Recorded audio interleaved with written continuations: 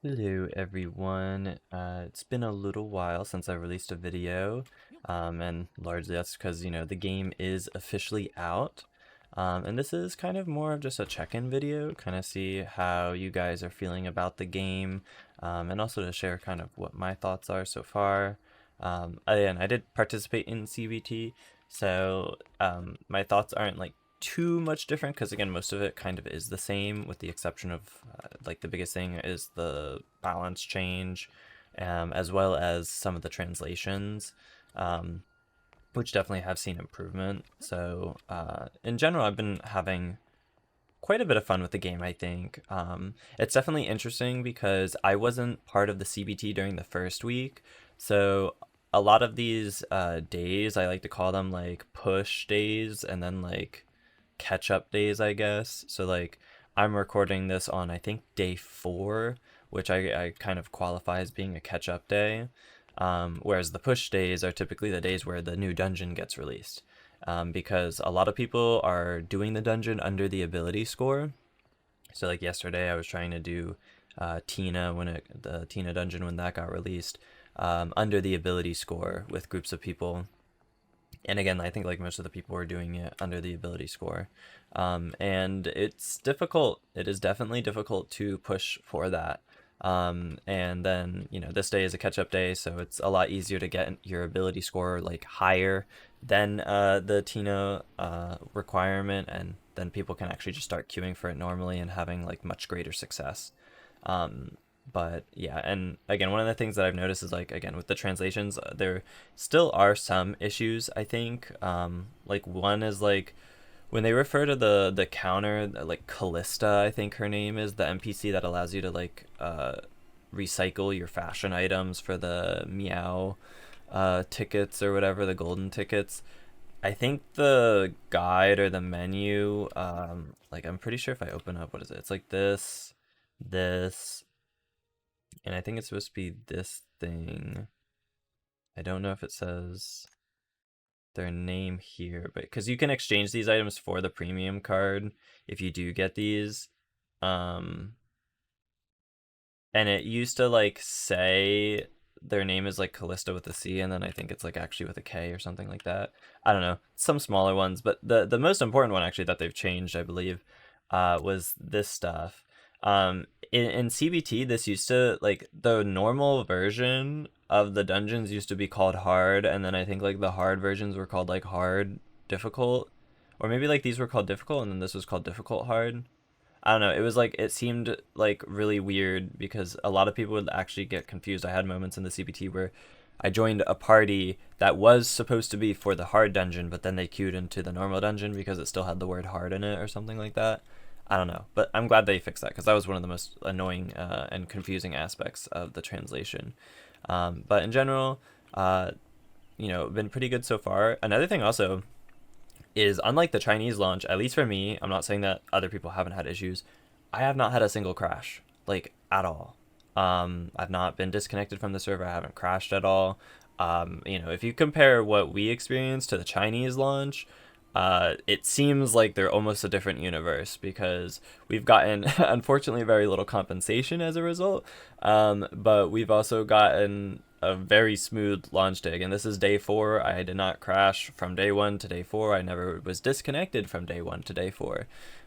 So I have not had issues with that, and I think that that is a good thing, that they were able to, you know, continue with however many people tried to join in, which it's kind of hard to gauge. I tried to look at Steam charts a little bit, but like the Steam chart for the game is like completely bugged because it only shows like one instance.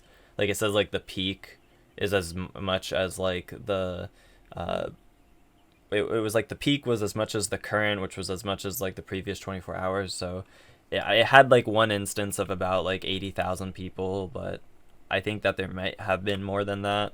And again, that was only through Steam, although I assume most people are playing through Steam. But there definitely are going to be an amount of people that are playing through, other, accounts and whatnot, right? You can do it on Epic. You could log in on mobile and whatnot. And so I assume only Steam keeps track of Steam and nothing else. So we'll have to see in that regard. But also, notably, in beta, as you may all know, I played Smite Spec, and in official, I said I was going to actually swap to Lifebind Spec, so that is what I'm doing right now. I'm only level 33. I can get level 38 today, I think, and I can get like a few more points, I think.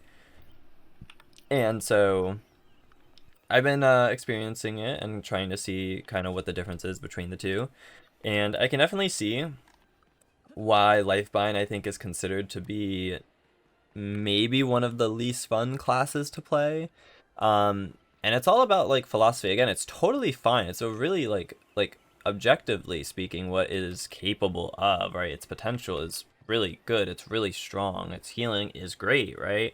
All that stuff. But it is interesting that it is kind of a lot less fun, I think, probably than all the other healer classes. And I think it's for the reason of like that there's like philosophical aspects about classes and like how they function. And remember, this is a game that effectively has, you know, 4 skills. You could argue if we exclude imagines, I mean, if you want to include imagines, what is that? 7, 8, 9 different ways of doing something with your character. But these typically are like 60 seconds, sometimes 2-minute cooldown, so you don't use these very often. Your ultimate skill you don't use very often, though there are a lot of talents for classes that can reduce the cooldown of it, so you can use it more frequently. And then otherwise, it's basically just, you know, like 4, 5, 6, you know, regular attacks or skills that you can do much more frequently, with some of the longer cooldown skills being closer to 40 seconds. But one of the things that I think makes Lifebind a lot less interesting is the aspect that like you kind of lose a lot when you go into Lifebind. So previously, if you were base class, or if you were, you know, Smite Spec, you wouldn't have Life Bloom, you would still have Wild Bloom. And Wild Bloom is a move that it does damage, right? It consumes your energy, it's instant cast, and it heals. When you go to Life Bloom, it still heals, I assume more, but now it has a cast time, it's not instant, and it doesn't do any damage. It still consumes, but you're kind of went from something that did a bunch of things at once to a thing that now doesn't, or it only does like one thing at once, right? And the issue as well is it becomes very reactive rather than proactive. And that isn't necessarily a bad thing, right? That's a design choice. But it is interesting because it creates situations that I've noticed when I'm in dungeons where, like, if people are at full health, I'm not sure that I'm needing to use Life Bloom right now, right? Because it only does healing. I'm not doing damage with it. I thought it would maybe generate me some buds, but like I think the basic attack just does that anyway. So, you know, it's not like super great. Like it says here, use basic attacks to stack regen buds. So like if people are already at full health, I don't really have a reason to use Life Bloom because it's just going to consume my energy for no reason to heal nothing because everyone's at full, right? But then the other issue is, what else do I have to consume it? Well, this doesn't consume it. Nourish does consume it, but it's very little, and it's on a 15-second cooldown. Nature Word doesn't consume it. These skills do consume it, but I don't use these two right now. And Blossom Charge, which is the other big skill for Lifebind, also doesn't consume it. And in fact, there's a talent that makes this eventually, I believe, restore energy like Feral Seed, and then it almost becomes a replacement for Feral Seed, potentially, because this basically does the same thing as Feral Seed, except it also stuns and also does healing. So it ends up, because I mean both of them have like very similar, actually this has a faster cooldown time while also having 2 charges. So you just get this situation basically where out of your main attacks and skills, right, basically everything on this menu, you get like 1, 2 if you have this equipped, 3 things that do any amount of damage, right? Because your Nourish isn't going to do damage, your Nature Word's going to not do damage. Your ult can do damage, but again, 60-second cooldown. And your special attack, you're only using it, I feel like, reactively. And again, the Feral Seed, if you replace it with Blossom Charge because you really feel like you don't need it, then you'd only have really like 2 skills or 2 things that actually do damage. And you just like, it feels like you almost need another thing potentially to be able to consume your energy that does something. And like the issue is that outside of infusion, which just isn't used for this Lifebind spec, everything else that consumes it, right? All of these things that consume it are all purely healing. And the funny thing is, even for Smite spec, which use Regen Pulse and Infusion, which both consume energy, they both do damage, right? Like, Regen Pulse goes crazy on Smite spec, especially nowadays. Again, we talked about it with the 20-man raid. This skill on Smite spec can heal everyone. It can heal all 20 people, and it procs 4 times. Or it doesn't proc 4 times. It activates, or it hits 4 times and heals 4 times, because you double it with one talent and then it returns on another talent. So basically it goes out with 2 waves and then it comes back in once it hits the maximum range. So it effectively hits 4 times. And then the funny thing is that as you get towards the end of your talent tree, it then makes basically your ult and Nature's Ward do damage, because your ult and your Nature's Ward, when the time expires, guess what? It triggers a regen pulse on Smite spec. For Lifebind, you don't really have a lot of that. But again, that's because Lifebind is more focused on the healing aspect, which I totally understand, right? Smite spec's whole thing is that they do damage and heal, whereas Lifebloom is mostly just healing. And so it does allow, like Lifebind, you can have more flexibility with your skills, right?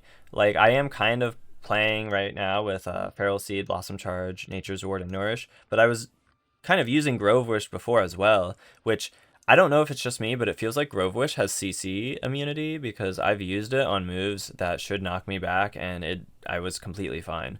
So I don't know if Grove Wish just gives knockback reduction or something, but it is kind of cool if that's the case. But I've been messing with this skill, and I do even want to mess with Growth Arcane as well. I want to use this if I can.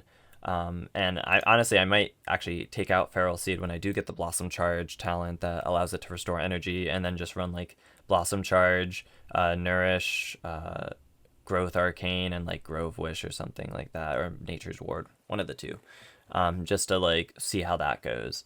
But again, the issue is just that, and again, it's not with the function of the class. Class works totally fine. It's just that it is for sure something that I think is unfortunately boring just due to how it functions in a dungeon. Again, the stuns are nice, but of course when it's, I actually think it's okay, I guess, during the mobbing part, but during the actual boss phase, it definitely can feel a little lackluster with what it's able to do offensively speaking. But again, it's not designed to do that, so that's the trade-off.